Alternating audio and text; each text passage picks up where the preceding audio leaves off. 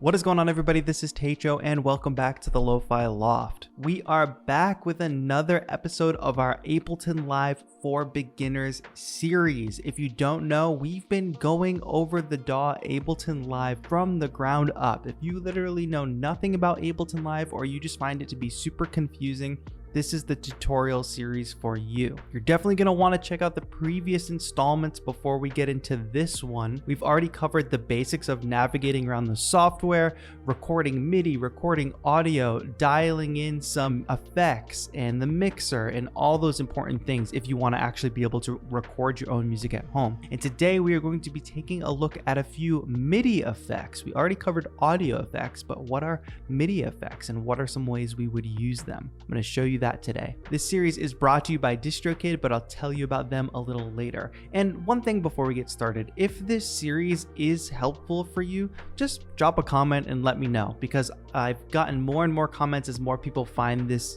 series. So I just want to know, should we keep going? Is this a good series? Is it helpful? Let me know in the comments down below, and for sure leave a thumbs up and all that good stuff. But enough about that. Let's go ahead and get into MIDI effects. All right, so last time we talked about audio effects, right? And we covered things like EQ and reverb. And what those effects essentially do is a sound happens, it goes through these effects, and the sound is changed. What MIDI effects do is something a little bit different. Instead of the sound going through these audio effects, the MIDI information goes through these effects before it even becomes audio. That sounds kind of confusing, right? But it's not really. I'll be demonstrating this with a very basic MIDI controller, the Akai MPK Mini. Don't worry about MIDI controllers just yet. We're going to cover that more specifically in the next chapter.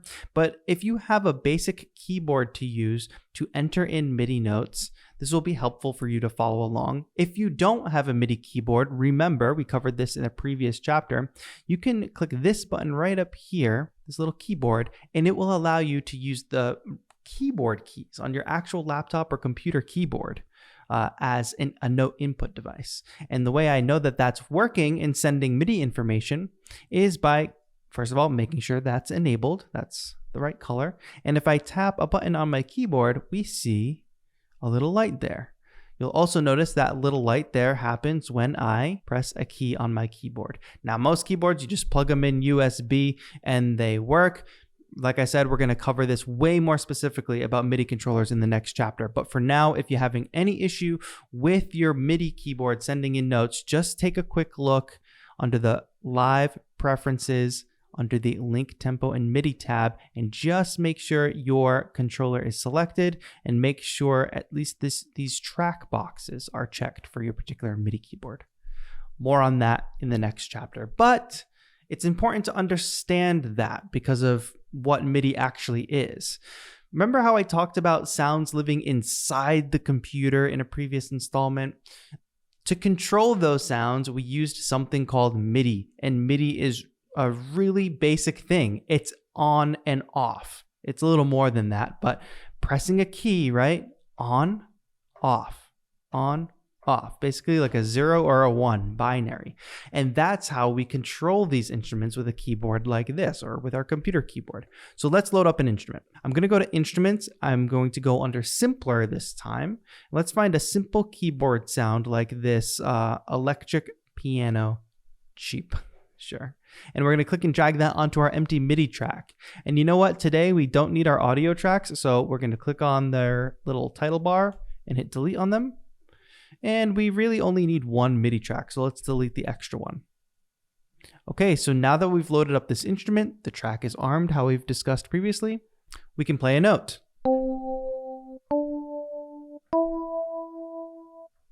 Good. Do that on our regular keyboard. And it works, okay? So it's sending no on or no off. There are other pieces of information that we can use the controller for as well. That note is really soft, right? That's because I'm pressing the note pretty softly. But if I press the note super hard, it's a bit more loud, right? And that's velocity. That's called velocity, how hard you hit the note. We discussed that in a previous chapter as well. I'm explaining this because all of those factors, whether a note is on or off, how soft or hard we hit a note, that's all MIDI information. And it happens before the instrument. So let's quickly demonstrate this, right? And let's go into MIDI effects, which is how we're going to get started today. We're not going to discuss all of these by any means, but we're going to discuss a few basic ones that you can have some fun with. The first and most basic can probably be pitch. So let's click and drag this pitch device here. Now pay attention to that, because previously we dropped audio effects to the right of our instrument. Remember? Reverb, right? If I click and drag reverb and I try to put it before the instrument, it gives me an error. It has to go after the instruments. So if I go back to MIDI effects and I try to drop the pitch device after the instrument, that will not work. We get the same error, but the opposite. So I'm going to delete that reverb because we don't need it. And now we have a pitch device. Now, like I said, this changes the MIDI information before the instrument. So as you can imagine, the pitch device has the ability to change the pitch of a note before it goes to the instrument. You can see that I'm playing C right now. Hear what that sounds like. But now if I use the pitch knob and I just lower that knob, you can click and drag it down, we can hear that that's now a much lower note. It's 8 semitones, ST for semitones, below C. Effectively, we have transposed our keyboard. Transposed meaning this is no longer C, even though it looks like C on the keyboard. Why might we do this? Well, let me explain a situation where you might do this. Let me double click this to reset it to 0. And let me just go ahead and record a quick chord progression. I'm going to turn the metronome on. I'm going to hit session record, and we're just going to record something very easy.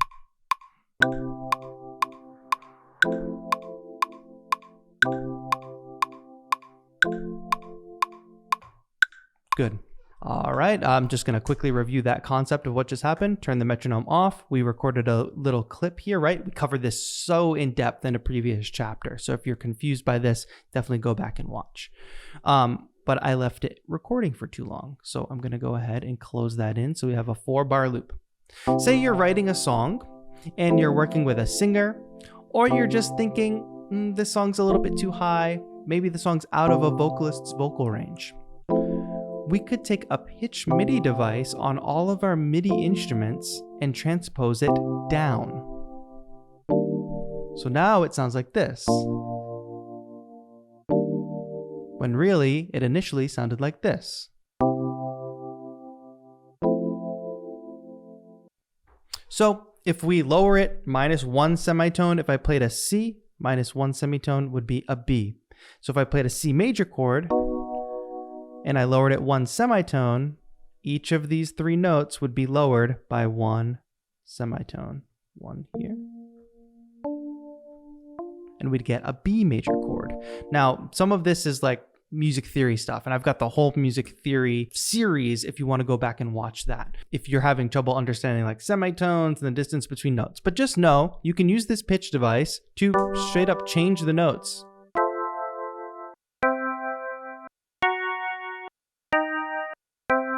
So that's useful in some instances. I'm going to delete that for now.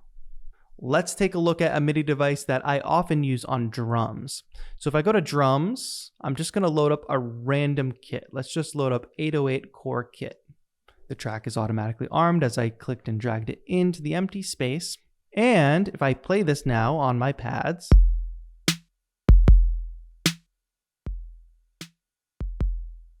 playing both hard and soft, right? We have that range in velocity, and it's very apparent in drums if your velocity is all over the place.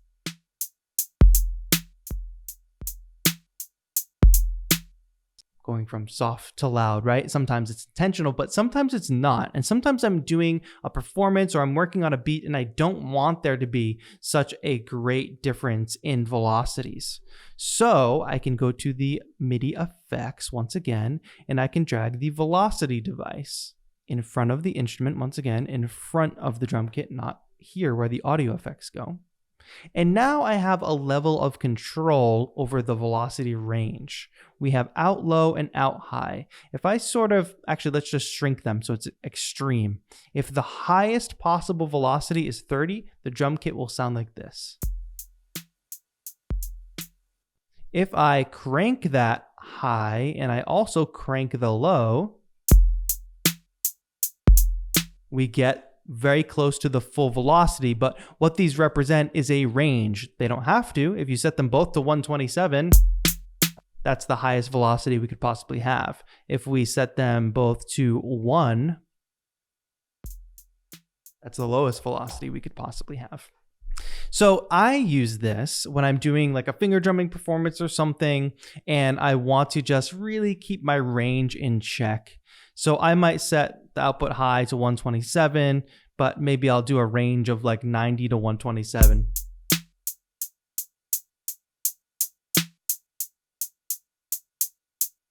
It's not a hard and fast rule. Let's try 60.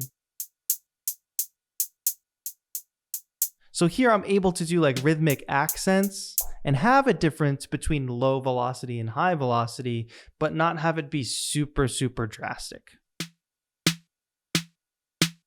There are other settings here that I don't normally use, but you could have it actually gate out any velocities that are not within the range that you set. Or you could also have it in fixed mode where whatever you set this knob to is exactly what velocity each note will be. There will be no variation. Every velocity will be fixed at whatever you set the high knob to. You could also use it on melodic and harmonic instruments as well. Maybe you're not so good of a keyboard player, you're just learning how to play the notes, but some chords sound like that and some chords sound like this. You want them to all be soft? Well, go ahead, go into velocity and lower that high value. Go lower.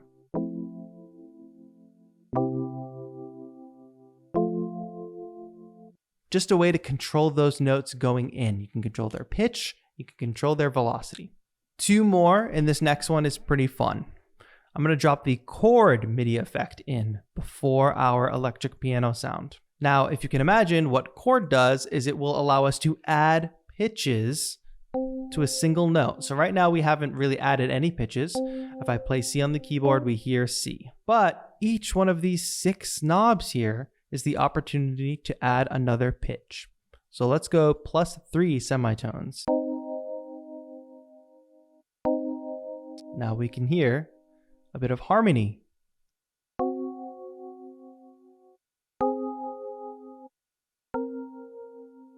And if I do +12, that gives us an octave. Turn this off so you can hear the difference. 1 note, 2 notes. Turning it off, it's the equivalent to playing this. But we only need 1 finger with the chord device. So each of these knobs, like I said, let's add more notes in.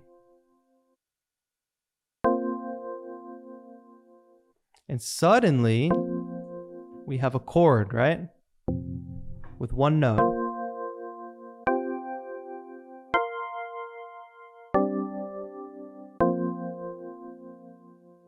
Now, if you don't know too much about music theory, semitones, whatever, I definitely highly recommend that you get to know all that stuff because it's important musical foundational information, and don't go too crazy with this because they won't all sound good.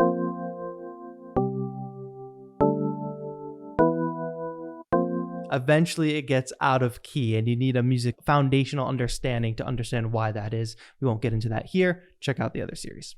But this is a cool way to be able to play 1 note and have it be a chord. I mean, even at its most basic level, if you just wanted to have an octave instrument, +12, heck, we could even probably go to +24 on this knob and have 3 octaves.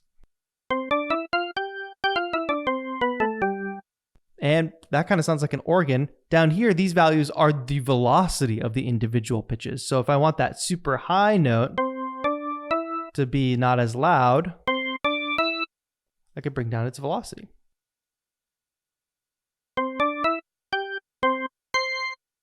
So we can change the pitch, the velocity, and we can even add notes to our MIDI notes going into our instruments. But what if we wanted to do something like this?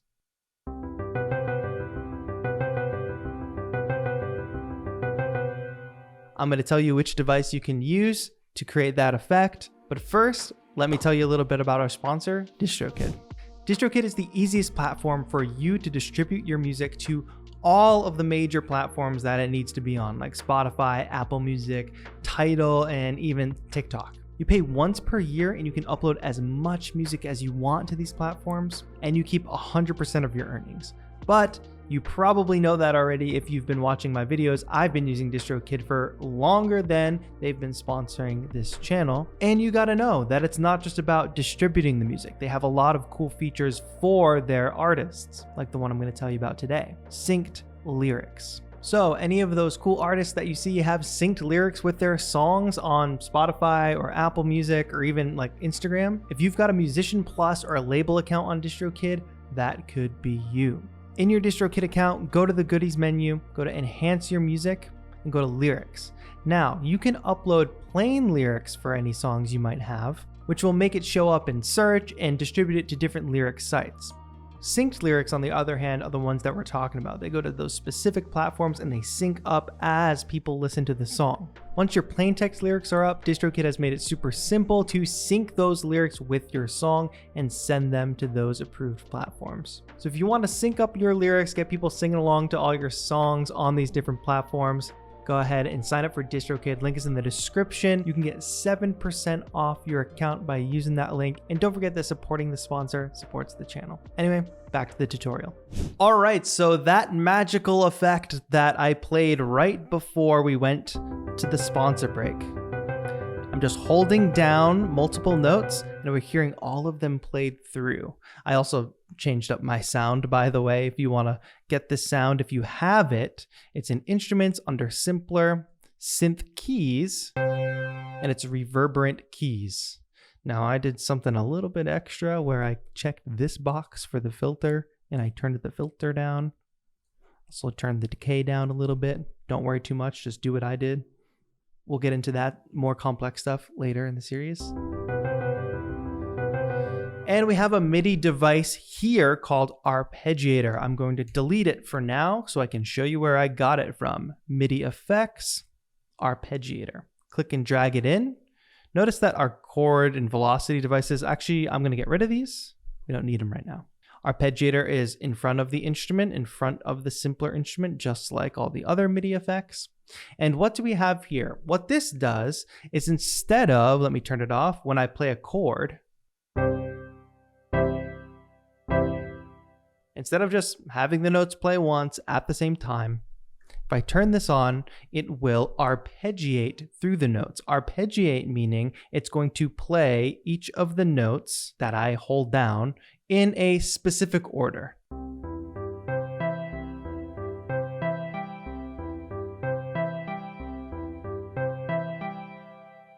So the different styles we have here determine that order. We were just playing up, where the notes were getting played in order from bottom up. We could also do down, where if you just listen carefully, you will hear the notes get played down, right to left.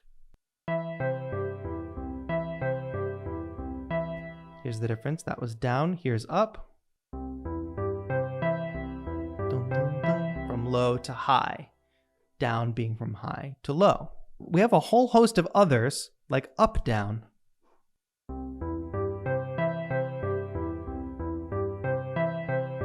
This is the setting I used to do that Stranger Things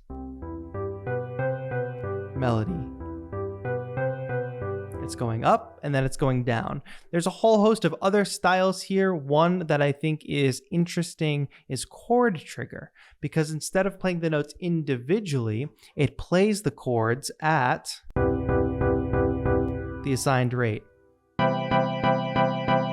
So it's triggering that chord at an eighth note rate, which brings us back to our rate. Let me go ahead and put this back to down for now. We can change this rate. It's at eighth notes right now. If I pull down, we can go 16ths.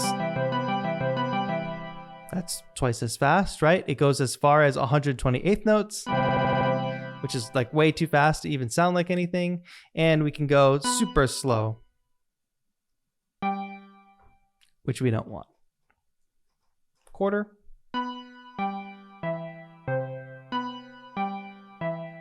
Got a whole video on understanding rhythm, quarter notes, eighth notes, etc. on the channel. Now we can also have it swing. Here it is straight. Da-dum, da-dum. Da-da-da-da-da. Da-da-da-da-da-da-da. It's got a little bit of a swing to it, right? As opposed to straight. Just evenly. Da-da-da-da-da-da-da. And steps is an important knob as well, because we could start a chord down here, but if we want, we can have it go up to the next octave up here automatically. So without the arpeggiator on, this is what it's doing.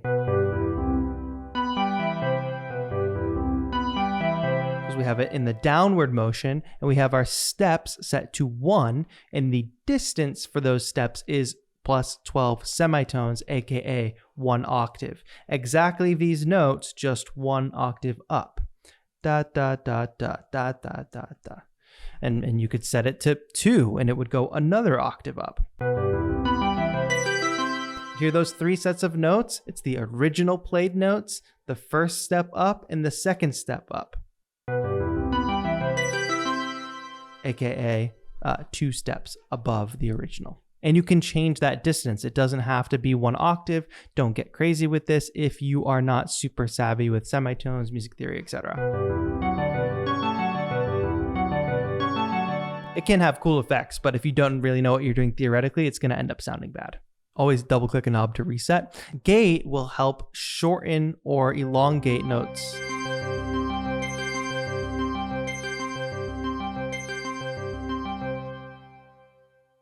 You can use gate to change the length of notes. So oftentimes I'll turn this down for a shorter sound, turn it up for a longer sound. It doesn't have that great of an effect on this sound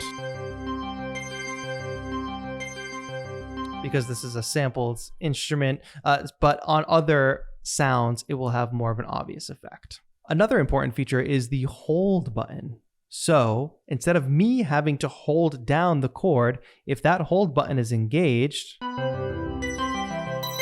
I can just play the set of notes one time and it will continue to play through them.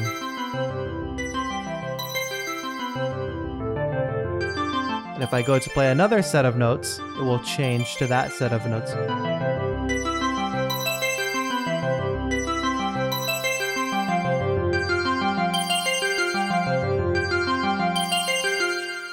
So that's a lot of fun. Arpeggiator is one of the most commonly used MIDI effects, I would bet. Which ones do you think are used more than arpeggiator? I don't know. Arpeggiator is also one of the more obvious ones too. So that's how you can get an effect like that using a MIDI effect like arpeggiator. And of course, today we talked about how to adjust the pitch, how to adjust the velocity, and how to adjust the chord. And one final thing I'll demonstrate for you is that we can ultimately combine all these effects and they work in a row, just like audio effects. They're going through each other. So if at first we change the pitch, that's C, I say no, let's go 2 semitones down. Great. Now I want to change the velocity. Let's have this at a fixed lower velocity. Now I want to turn it into a chord. Let's add some notes.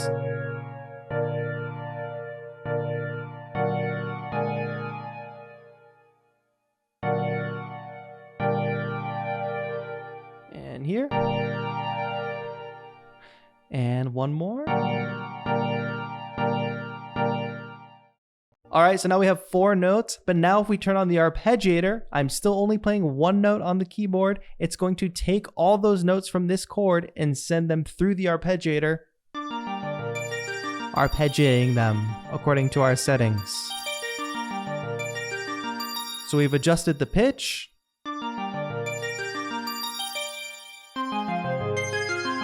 We're keeping it at a lower velocity.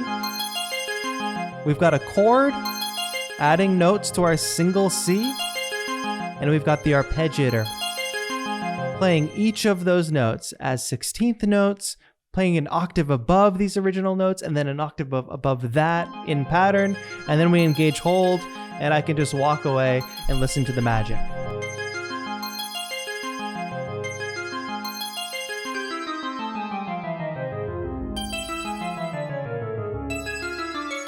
I don't know what I did. It won't stop. I pushed a button and I don't know what happened. Oh. There's notes coming from somewhere. Oh, I hit the space bar and the clip started playing. Wow, that sounded awful. Oh, happy accidents. I clicked spacebar. This clip started playing, triggering through all these notes and sounding all kinds of bad. Okay, anyway, I guess that means it's time to call it. Thank you so much for watching this video. Again, this is a small part of our much larger tutorial series on Ableton Live. If you are a beginner or if you're learning a lot from this series, please let me know in the comments down below. Please let me know about future topics. Our next chapter is going to be about MIDI controllers. So we talked about MIDI effects today, but we're going to talk a little bit more about MIDI controllers in the next episode. And I hope that you found this helpful. Go make something, tag me on social media, show me that you're putting this series to good use and making your own music. If you want to support the channel, you can join as a member or you can support the sponsor DistroKid. The link is in the description. Get 7% off and start distributing your music to all of the major platforms that it needs to be on. That's going to be it for now. Thank you all so much for watching. This has been TAETRO. Have a good one.